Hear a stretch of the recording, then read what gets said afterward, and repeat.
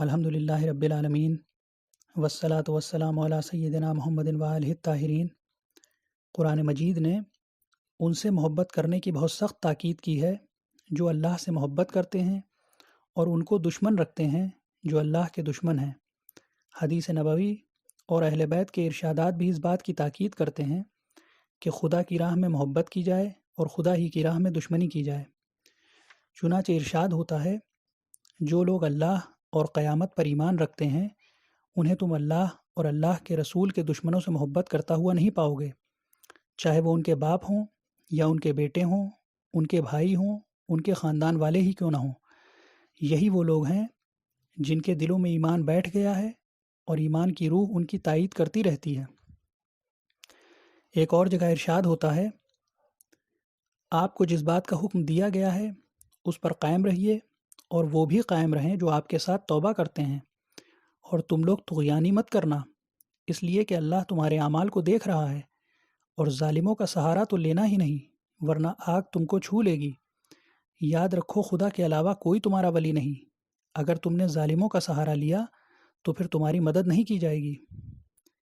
امام جعفر صادق علیہ السلام فرماتے ہیں، حضور نے اپنے اصحاب سے پوچھا کہ ایمان کے لیے سب سے زیادہ قابل اعتماد کیا پہچان ہے؟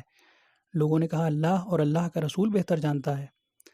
بعض لوگوں نے کہا کہ مومن نماز سے پہچانا جاتا ہے، کسی نے کہا زکوٰۃ سے، کسی نے کہا روزے سے، کسی نے کہا حج اور عمرے سے، اور کسی نے کہا جہاد سے۔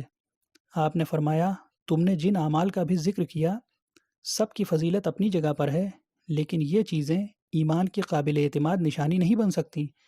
البتہ قابل اعتماد سہارا ایمان کا اللہ کی راہ میں محبت اور اللہ کی راہ میں بغض ہے، اور اللہ کے دوستوں سے محبت کرنا اور اللہ کے دشمنوں سے الگ رہنا ہے۔ جناب ابن مسعود کہتے ہیں کہ حضور نے کہا، اے عبداللہ، سب سے زیادہ قابل اعتماد سہارا اسلام کا کیا ہے؟ میں نے کہا اللہ اور اللہ کا رسول بہتر جانتا ہے۔ آپ نے فرمایا، خدا کی راہ میں محبت اور خدا کی راہ میں بغض۔ ایک اور حدیث میں حضرت نے فرمایا، خدا کی راہ میں محبت کرو، خدا ہی کی راہ میں بغض کرو، خدا کی راہ میں دوستی کرو، خدا ہی کی راہ میں دشمنی کرو، تم اسی کے ذریعے خدا کی ولایت کو پا سکتے ہو۔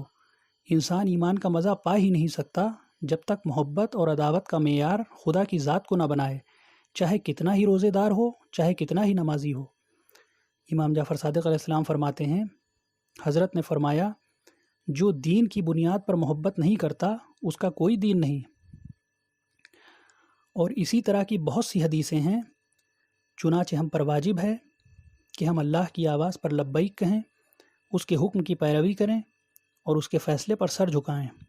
اللہ کہتا ہے، مومن اور مومنہ کے شایان شان ہرگز نہیں کہ جب اللہ اور اللہ کا رسول کوئی فیصلہ کر دے تو پھر وہ خود کو بھی صاحب اختیار سمجھیں۔ جو اللہ اور اللہ کے رسول کی نافرمانی کرتا ہے وہ کھلی ہوئی گمراہی میں ہے۔ اہدنا الصراط المستقیم۔